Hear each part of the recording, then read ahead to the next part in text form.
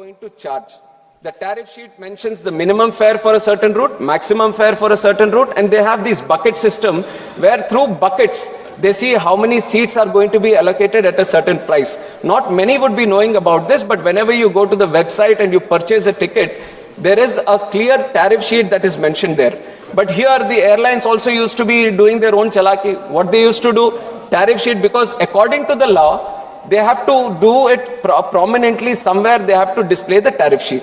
But we were also doing our own monitoring. We were checking where is the tariff sheet, but we used to go to the web page and it used to take ages to look at it, where the tariff sheet it is right at the bottom, and even the letters with which it was written was only, you can see it only if you use a binoculars. It was at that situation. Then we said this is not the purpose of through which the law has been kept. Then we have updated them, they have instructed them that whenever they open, the tariff sheet should be seen right in the front in big letters so that every passenger can see it. We have brought that change, we have monitored that change. Now the tariff sheet is thoroughly displayed. But not only tariff sheet. Now earlier there was the rule that the tariff sheet, there was a small clause which gave an advantage to the airlines that every day they can change the tariff sheet. ऐसा होगा तो कैसे होगा? आज का tariff sheet आज का बन रहा है, आज का टिकट हमने ले लिया, कल का टैरिफ शीट कल का बन रहा है, तो again it's not serving the purpose. Then we changed the clause. Then we changed the rule that was giving that clause, that measure, and we said you won't change it every day.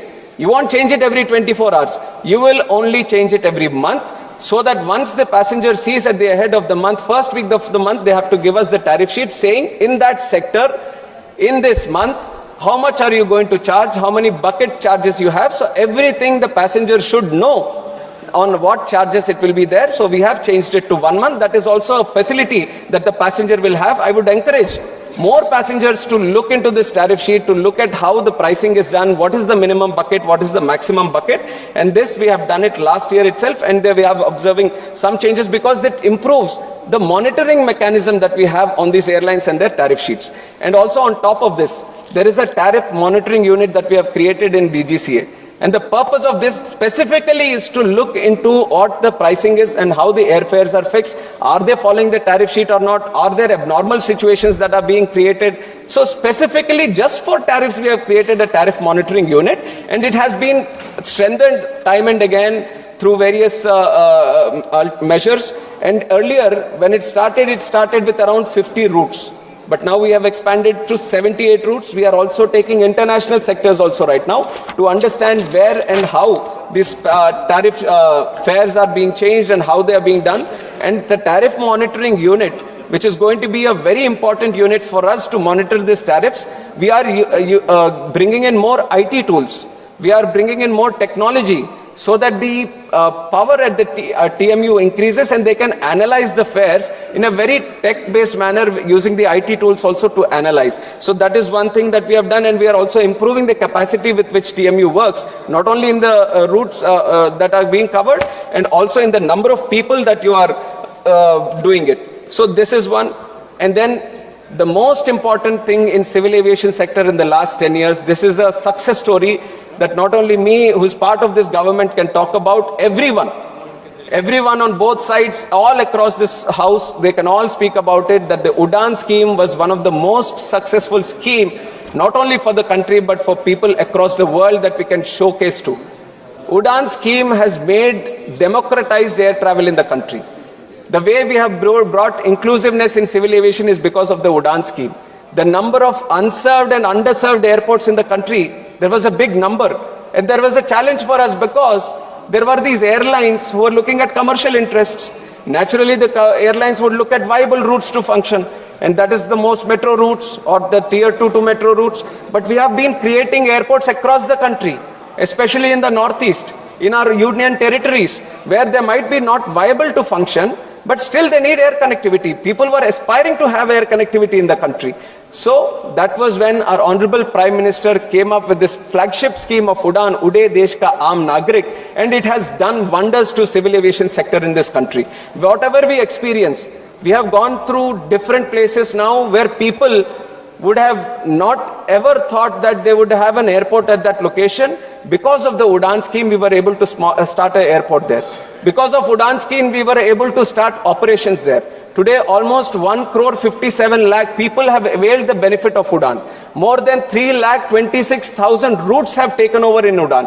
More than 693 routes, specific routes which were not there before. Because of Udan scheme we have started. But there are certain limitations in Udan. The Udan scheme also is not like just to cater for the viability or just to start new connections. Udan scheme is supposed to act like a spark.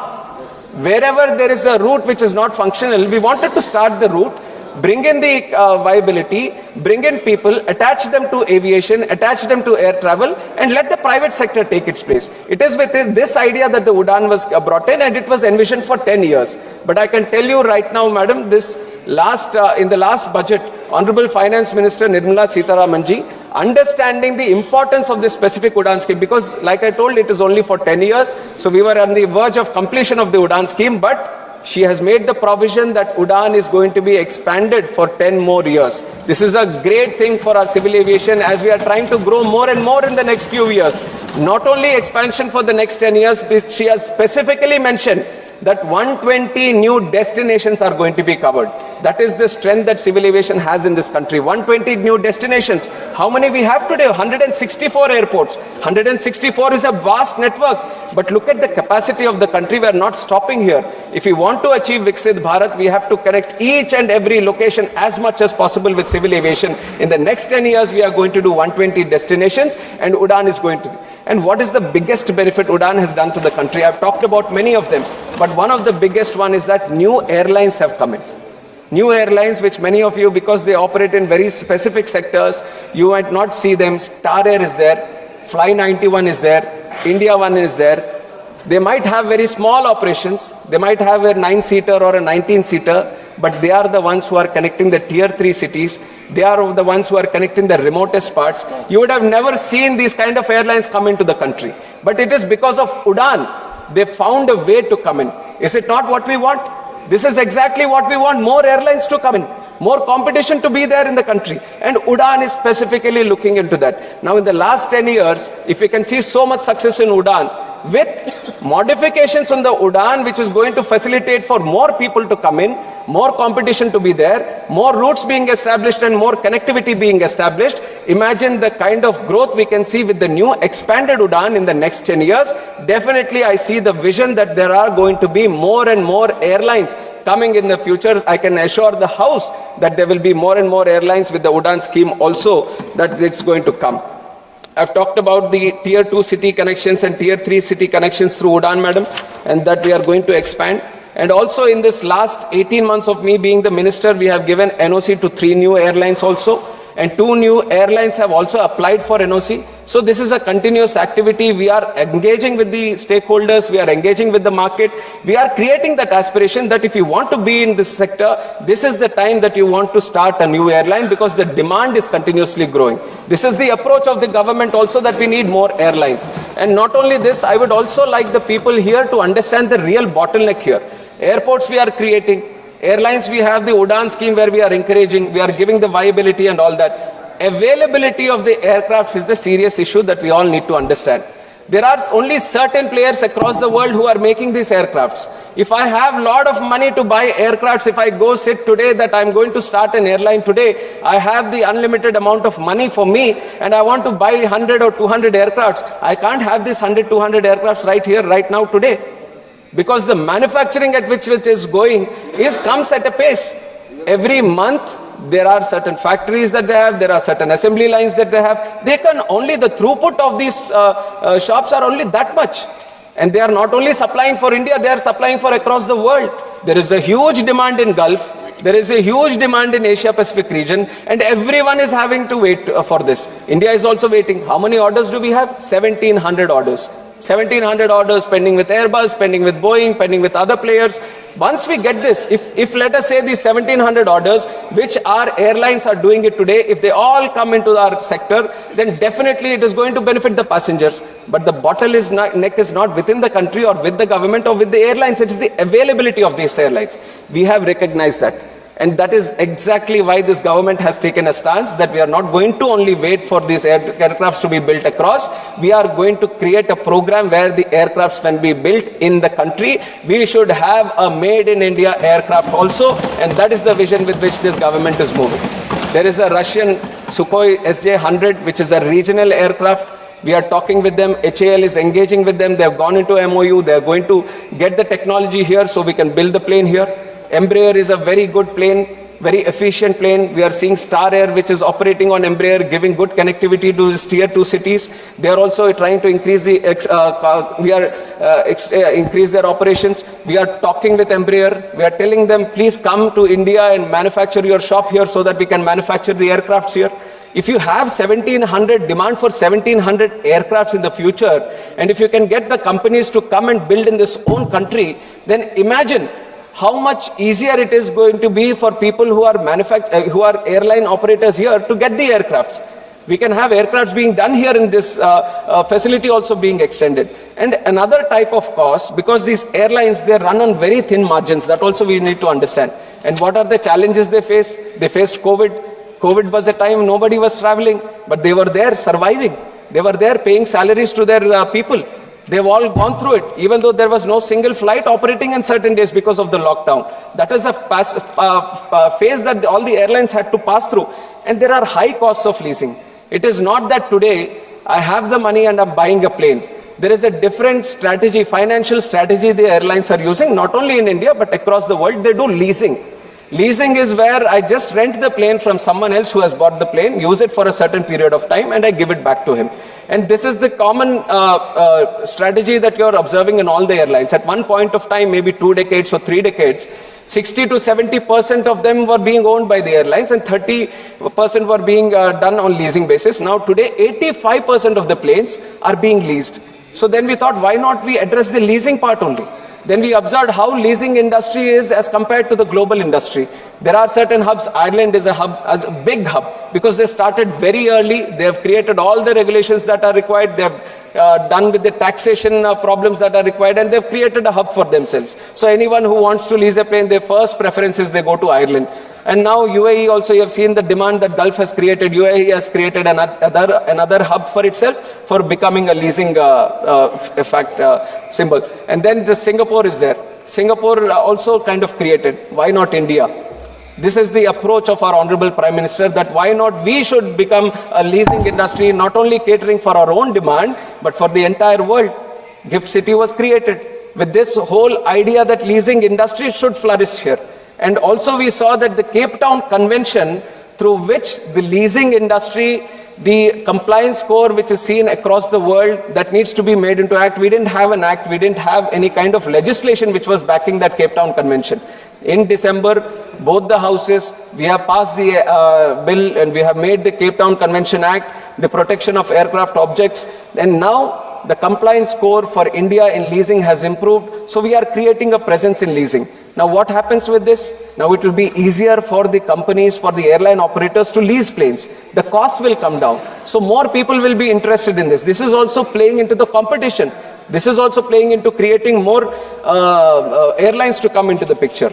Now I also talked about MROs. Maintenance of the plane is another cost that is there. What happens, madam? We are bringing the planes. Planes I've talked about, we are bringing it from outside, from these companies. But even once you bring it, you have to maintain the plane. There is periodic maintenance. There is maintenance whenever there is any safety issue or a components issue or the engines issue. Engines issue is a very important part of the overall maintenance of the plane. And when we want to do this maintenance, what happens is usually the plane or the engine has to go back to its original OEM, which is sitting in France or Germany or one of the European countries or USA or some other country. And what is it doing? The forex cost. The cost on the airline to just send this plane or the engine, that is being borne by the passenger. And the time it takes, if you take out one plane, then it goes there, it gets maintained, it gets come back, 1 month, 2 months it takes. You're losing the plane in India to be operating in those sectors. Now what we have done, we have improved the MRO business in the country. We have taken this government exactly with that idea. It has improved the whole MRO situation in the country and multiple other things like the taxes around the MRO components, how you open up the airports to have MROs. I've just seen one member also ask that you need to open up tier 2, tier 3. We are doing it. We have created the rules, we have created legislations that we open up more MROs in the country. And very proudly, I'm stating this also, recently in Hyderabad, near the GMR airport, Saffron, which is an important air engine manufacturer, and many of our Airbus, they have these LEAP engines which are done by them. They have set up shop here in the country. Now we don't need to send it anywhere to France or anywhere. We can do it in our country itself. And the capacity with which they have created is 300 planes per year. 300 engines per year, which is almost every day one engine is going to be maintained. Now, lesser time for maintenance, less costs also for maintenance. If it's less cost for the airlines to maintain the plane, less costs on the passenger also. That is why MRO network is also important. It's something we are clearly concentrating on. And this Saffron coming to India is like a gateway. Once you see that one big player is coming in, all the other players find the confidence to come to the country, and that confidence and the trust in Indian system is what this government has created for them. And Leasing Act, we have done it. And then flexible airspace also. Back then, the airspace used to be very restricted. From the country, there used to be a strict norm. This is civil aviation airspace, this is defense airspace, this is restricted airspace. Everyone was controlling their own airspace. And what was there left out with civil aviation was very, very small. So if there was a restricted airspace and from going to point A to point B, if it was not accessible to go use the restricted airspace, it has to go all around. When it goes all around, imagine the fuel cost that it takes, the time that it takes. And it was Honorable Prime Minister Narendra Modi ji who made defense, who made the intelligence, who made the civil aviation. Everyone sit together, all the technologies that are there, everyone had to sit together, collaborate, coordinate, and come out with flexible airspace. So even if it is with defense, at that time, civil aviation can request that I want to use this airspace for the passengers, for the commercial purposes, and they give their airspace. So what used to take probably 30 minutes or 40 minutes over gets covered in a very shorter time, and that cuts down the cost of the plane to operate from one point to another point. That also reduces the cost. This is again playing into the fact that relatively, taking inflation and the CPI, you might even feel that why would it be that the prices are still 43% lower than before? Because of these kind of things. The interventions that we have done to keep the airfares down, there are many things which are in tandem, multi-pronged approach which is going on. So this is why we have kept them in this thing. And while I say this, I've talked about many things that are there. While I say this, there is also the second point. Let me go to the second point. This won't be taking much time, but convene a joint meeting with airline operators, representatives of the people, and all other relevant stakeholders to discuss the issue of excessive airfare during the vacation seasons urgently. This has been mentioned, and accordingly I have mentioned that the Kerala Gulf in October 24 itself we have done it. That was because this was placed on the time, and Honorable Speaker from the chair has advised that you have to meet the airlines, and we have taken meetings with the airlines, all the stakeholders, and we have taken it as a very proactive measure, and we are doing it every month. Every month we are